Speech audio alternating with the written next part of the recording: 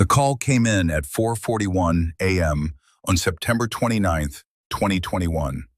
The voice on the other end was young, trembling, and barely above a whisper. Benjamin Elliott told the Harris County 911 operator that he had just killed his sister. He said he thought it was a dream. He said he took his knife and stabbed her. The operator, trained to remain calm in any circumstance, asked for his name, his location, and the details of what happened. Benjamin answered each question with a mixture of panic and mechanical precision. He said his sister was 17, his twin. He said she was awake but barely alive. When asked if anyone else was in the house, he said his parents were there, but they were asleep. The operator instructed him to go wake them. What followed was the sound of footsteps, then a door opening, then his voice calling out for his mother and father. Michael Elliott awoke to his son saying words that would never leave him. "I stabbed Megan." He ran to his daughter's room. What he saw was his daughter, gray and still. Kathy Elliott followed, and her scream pierced the quiet of the suburban home. The operator walked Michael through CPR. He counted out loud, his voice desperate. 1, 2, 3, 4. When paramedics arrived, they took over, but the damage was already done. Megan Elliott had been stabbed twice. One wound had severed her carotid artery and jugular vein. She was bleeding internally, and by the time emergency responders were at her side, she was gone. Benjamin, still handcuffed, was placed in the back of a police car. He sat in the rain, watching the lights flash against his home, unaware that his sister had already died. To understand the shock that rippled through the Elliott family and their community, one must understand who Benjamin and Megan were to each other. They were twins, born just minutes apart, and from the earliest photographs of them as infants, they were inseparable. They grew up side by side, their personalities complementing each other in ways that seemed almost preordained. Megan was the artist, sensitive and introspective, with a diagnosis of autism that made the world feel overwhelming at times. She found solace in drawing, in poetry, and later in a YouTube channel where she shared her creative work. Benjamin was her anchor. He was soft-spoken, mechanically minded, and fiercely protective of his sister. Friends of the family described a dynamic that was rare even among twins. Megan, when she felt uncomfortable in social situations, would walk to Benjamin and stand beside him, drawing strength from his presence. He never pushed her away. He never seemed burdened by the role. Longtime family friend Drew Whitaker watched them grow up and saw a bond that appeared unbreakable. Megan looked up to Benjamin. She loved him, and Benjamin in turn seemed proud to be her protector. In the weeks before the stabbing, the twins had toured separate universities, a sign that they were preparing for the natural separation that comes with adulthood. But neither of them seemed troubled by the prospect. They were happy, they were close, and when Benjamin was arrested for Megan's murder, everyone who knew them struggled to reconcile the accusation with the young man they believed they knew. The evening of September 28, 2021 was unremarkable in every way. Benjamin and his father Michael spent hours together in the family home, playing video games. They were absorbed in a game called Survive the Nights, a title that would later take on an almost cruel irony. At one point during the gaming session, a military-style knife appeared on the screen. Michael mentioned that he owned a knife just like it. Benjamin expressed interest. Michael, a stay-at-home dad with a collection of camping gear, went and retrieved the knife. It was an Air Force survival knife, sturdy and sharp, the kind of tool that appeals to someone with Benjamin's mechanical mindset. He was enamored with it. Michael gave it to his son. Benjamin took the knife to his bedroom. There was no tension, no argument, no sign of what was to come. The rest of the family went to bed. Benjamin stayed up, scrolling through his phone. Phone records later showed that his activity continued until approximately 4:17 a.m. Then, the digital trail went silent. For 24 minutes, there is no record of what Benjamin was doing. There is no recording of his thoughts. There is only the silence of a house at night, the presence of a knife on a nightstand, and a sleeping family unaware that their lives were about to be torn apart. At 4:41 a.m., that silence was broken by Benjamin's voice on the phone, with a 911 operator, whispering words that would set in motion a criminal investigation, a legal battle, and a family's unending grief. Benjamin Elliott was taken to a Harris County Sheriff's interrogation room. He was 17 years old, dressed in a gray sweatshirt and handcuffed to a rail. Detective Freder Munoz sat across from him and began recording the interview. Benjamin's demeanor was notable. He was calm. He answered questions directly, without hesitation. He described going to sleep, then the feeling of stabbing something, then waking up in his sister's room with the knife in his hand. He said he panicked. He said he tried to stop the bleeding with a pillow. He called 911. He did not know that Megan was already dead. The detective did not tell him. Instead, Munoz asked about Benjamin's relationship with his sister. Benjamin described her as his best friend. He said there was no rivalry, no recent fights. He said he would do anything for her. The conversation drifted. Benjamin mentioned that he was scheduled to take the SAT that weekend. He talked about his interest in mechanical engineering. He provided his iPhone password without being asked, granting the detective permission to search his phone. For 2 hours, Benjamin sat in that room, answering questions, talking about his future, unaware that his sister's body was at the medical examiner's office. At 11 a.m., Munoz finally told him. "Megan did not make it," the detective said. Benjamin lowered his head. His voice cracked. "I deserve that," he said. It was a moment that prosecutors would later point to as evidence of his guilt, while his defense team would argue it was the reaction of a young man shattered by the revelation of what he had done. When the case went to trial, prosecutors Megan Long and Maroon Kutani built their argument on a foundation of behavioral and forensic evidence. They pointed first to the 911 call. Benjamin was whispering. He did not scream for his parents. He did not run to their room. Instead, he called emergency services and spoke in a hushed tone, as if trying not to be overheard.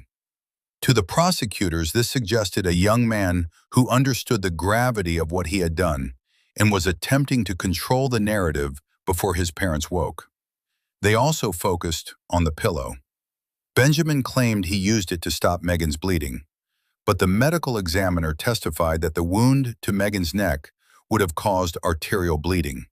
If the knife had been removed without obstruction, blood would have sprayed onto the walls and ceiling.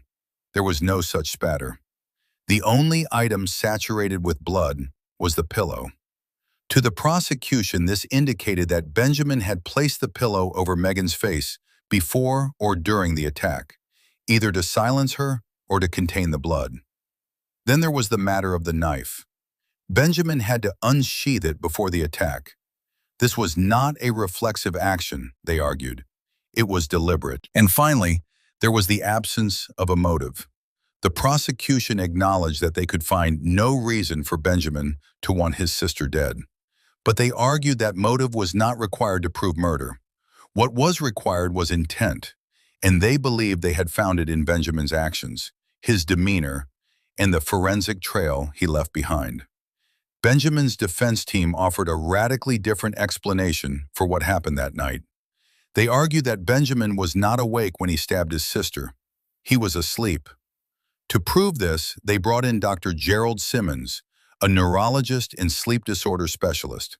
Simmons conducted 2 sleep studies on Benjamin at his lab. The results, he said, were striking. Benjamin had obstructive sleep apnea, a condition where the airway becomes partially blocked during sleep, causing microarousals that can trigger abnormal behaviors. He also entered a stage called non-REM slow-wave sleep in just 11 minutes after falling asleep. This is the deepest stage of sleep, and it is the stage during which sleepwalking and other parasomnias occur. Simmons also documented a family history of sleepwalking. Benjamin's great-aunt once woke up in the woods during a thunderstorm. A cousin was found handling tools in the garage while asleep. His father's uncle had similar episodes. Simmons testified that genetics play a significant role in parasomnia disorders, and Benjamin had inherited that predisposition. The combination of sleep apnea, genetic vulnerability, and the stress of a new, unfamiliar object, the survival knife, beside his bed created what Simmons called a trigger. Benjamin, he said, was in a state of confusional arousal when he picked up the knife and walked to his sister's room. He did not know what he was doing. He was not conscious. He was, in the most literal sense, asleep. The prosecution responded with their own sleep expert, Dr. Mark Pressman, a psychologist with decades of experience studying sleep disorders. Pressman did not examine Benjamin. He did not need to, he said. The evidence, in his view, was clear from the case file alone.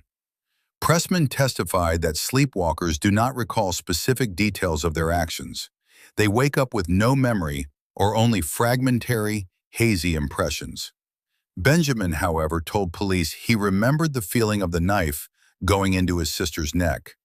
That, Pressman argued, was a clear memory, and it was incompatible with a genuine sleepwalking episode. He also noted that sleepwalking behaviors are typically reflexive and reactive. A sleepwalker who is physically interfered with might push or strike out. But unsheathing a knife, walking to another room, and stabbing a person multiple times is a sequence of complex, goal-directed actions. Pressman testified that such actions require conscious thought. He also challenged the defense's reliance on family history, noting that neither of Benjamin's parents were sleepwalkers, and first-degree relatives are the most significant indicator. In his conclusion, Pressman was unequivocal. Benjamin Elliott was not sleepwalking when he killed his sister. He was awake, aware, and responsible for his actions. The trial reached its emotional peak during closing arguments. Prosecutor Megan Long stood before the jury and summarized the state's case. She reminded them of the 911 call, the whispered confession, the pillow soaked in blood, and the calm demeanor Benjamin displayed during his interrogation. She acknowledged that there was no clear motive, but she argued that motive was not required to find someone guilty of murder. Then she turned to the courtroom. The gallery was filled with family and friends. They had come to support Benjamin. Long gestured to them and made a statement that would echo through the remainder of the trial and beyond. "I want you to look in this courtroom," she said. "There are so many people here for Benjamin. There is not one person here for Megan." The statement landed like a physical blow. Benjamin's parents sat in stunned silence. His supporters looked at one another in disbelief. The defense attorneys objected, but the judge allowed the comment to stand. In that moment, Long had reframed the entire case. She had shifted the focus from the scientific debate over sleepwalking to a question of loyalty and grief. She was asking the jury to be Megan's voice, to be her advocates in a courtroom where her family, in the prosecution's view, had chosen her killer over her memory. It was a risky strategy, but it was effective. The jury would later cite the interrogation video and Benjamin's demeanor as key factors in their decision. But the image of a courtroom full of people for the defendant and none for the victim lingered. The jury deliberated for 4 hours. It was not an easy process. Several jurors had personal experience with sleepwalking, either in themselves or in family members. They understood the defense's argument. They knew that sleepwalking was real, and they knew it could lead to strange and sometimes dangerous behaviors. But they kept returning to the interrogation video. They watched Benjamin's calm, measured responses. They heard him talk about his SATs and his college plans. They saw a young man who, in their view, seemed more concerned with his future than with the gravity of what he had just done. When they took their first vote, the jury was split 7-5. Over the next hours, they worked through their disagreements. They reviewed the testimony of the two sleep experts. They considered the forensic evidence, and they reached a unanimous decision. Benjamin Elliott was found guilty of murder. His parents sat in the courtroom, their faces pale, their hands clasped together. They had lost their daughter. Now they were losing their son. At sentencing, the prosecution asked for 40 years, but one juror had submitted a request for leniency, noting the family's suffering. The judge, Danilo Lacayo, told the court he wanted a sentence he could live with. He sentenced Benjamin to 15 years in prison. It was a compromise, a number that acknowledged the severity of the crime while recognizing the extraordinary circumstances that surrounded it. From the county jail, Benjamin Elliott spoke for the first time after his conviction. He was 21 years old, his face thinner, his voice steady but weary. He called the verdict a miscarriage of justice. He said he was not guilty of murdering his sister. He refuted the prosecution's interpretation of his actions one by one. He said he was not whispering on the 911 call. He was panicked, and he is not a person who yells. He said the pillow was used to stop the bleeding, not to silence his sister. He said his calm demeanor in the interrogation was a coping mechanism, a way to keep his mind from collapsing under the weight of what had happened. When asked if he felt guilty, he paused. He said he used to blame himself because he was the one holding the knife, but he had come to understand that he could not have done anything differently. His parents, Michael and Kathy, are left in a state of suspended grief. They visit their son in prison. They keep Megan's memory alive through her art and her poetry. They live with a question that has no answer. How does a family survive when the one who caused the loss is also the one they love? The Elliott home is quiet now. The alarm they once installed on Benjamin's door has been removed. The knife is in an evidence locker somewhere, and in a Texas prison, a young man who once protected his sister from the world is serving time for taking her from it.